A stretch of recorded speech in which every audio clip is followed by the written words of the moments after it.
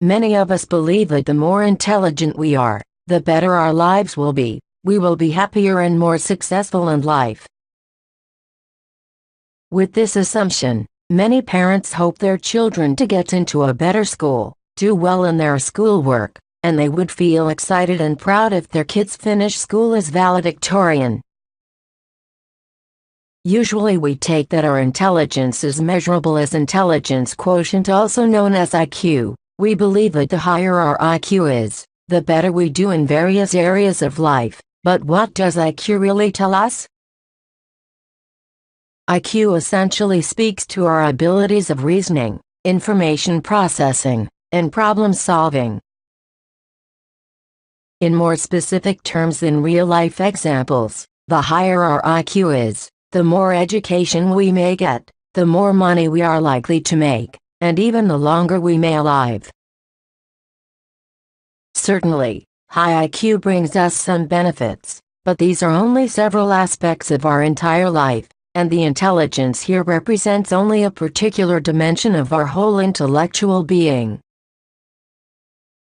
In fact, the intelligence measured as IQ is understood as analytical intelligence. What IQ, then, hardly tells us about our holistic being. First, IQ has little to do with our socio-emotional skills, our environment, the way we are raised, and finally, it has no control over our luck. Likewise, IQ is not or hardly related to persistence or grit, that is, our perseverance or passion for achieving a long-term goal. There is another example of our non-IQ ability, which is called divergent thinking. Now, you see a brick and a blanket. How many usages of each can you think of? Let's consider a case of two high school students named Poole and Florence. Both of them are average in their IQ and doing pretty well in school. See what Poole reported how he would use the brick. He would use it in smash and grab raids, to hold an eiderdown on the top of the bed, tying its each corner to a brick, and to break bottles of Coca-Cola. For the blanket, he came up with ideas, such as using it as a sail of a boat, cart, or sled, or spread it to catch people jumping from a burning building. On the other hand, Florence could think of only a few ideas for each object, and they are rather ordinary ones most people can think of. Obviously, Poole is far more original and divergent in his thinking than Florence, although there is little difference in IQ between them. Another ability that is considered critical in our life is how we communicate our intention and desire to other people in social interaction. This is called practical intelligence. That is, knowing what to say to whom, knowing when to say it, and knowing how to say it for maximizing the effect. Here is an example. A doctor is having a conversation with his child patient, Alex, about how taller he is compared to the majority of kids of his age. I'm what? It means that you're taller than more than 95 out of 100 young men when they're 10 years old. I'm not 10. Well, they graphed you at tenure, 9 years and 10 months. They usually take the closest year to the graph. In this short interaction, we see how Alex interrupts the doctor, asserting his view and opinion. He does not hesitate to ask for clarification and challenge the doctor. This is not observable in any children, especially those from working class or poor families. Then, where does that skill come from? A fascinating study by Annette Laro gives us some clue. She and her research team tracked 12 families to see how their kids were raised. They were from middle class, working class, and poor families. The research team visited each family for observation at least 20 times.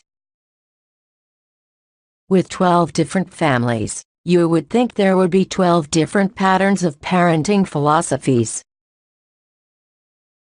However, amazingly, the research team found only 2 patterns. what they call concerted cultivation and accomplishment of natural growth.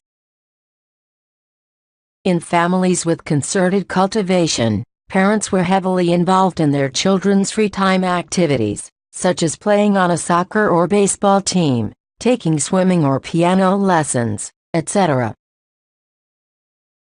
They shuttled their kids from one activity to another, having a conversation about what they did for the day and quizzing about their coaches and teachers. In other words, these parents were willing to spend considerable amount of time with their own kids.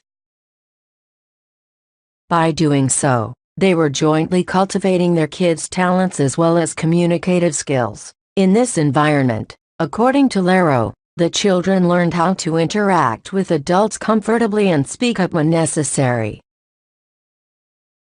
On the other hand, in families with the orientation of the accomplishment of natural growth, the parents were observed to be less involved in their kids' free time. They let their children play or do whatever they wanted to do on their own. Lero says it is not which pattern is better than the other. In fact, the kids from families with the policy of the accomplishment of natural growth were observed better behaved, less whiny, and more creative and independent.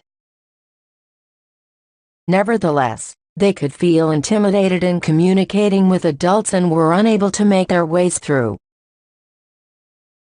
Having considered these different types of human intelligence and other possibly necessary knowledge and skills for happiness and success in life, let's think about Troy Dyer, a character in the film Reality Bites.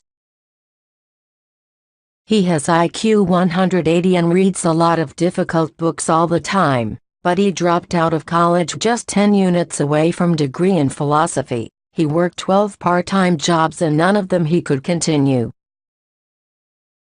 He often had a quarrel with his friend, Lilena, while never having a serious relation with women. What intelligences do you think he was lacking? Now, recall the episode of Real Troy, Chris Lankin, who was unable to continue his higher education because of some problems he faced then. Among them was that his request to switch from his morning classes to afternoon classes was denied by his professors. In all likelihood, Chris was lacking in practical intelligence, knowing what to say to whom, when, and how for the maximum effect, since there had been no such environment available to him to learn those skills from adults, particularly from his parents. Chris failed in appealing to his professors, convincing them of his predicament and needs, because he didn't know how. In sum, high analytical intelligence or IQ certainly gives us some benefits, but there are other types of intelligence we may need to do well in life in a full sense. IQ is something we inherit in our genes from our parents and ancestors. It's stable and can hardly be improved throughout our life, but some of other intelligences include savvy or social skills and knowledge that we learn from other people, and the good news is that we may be able to learn them when necessary.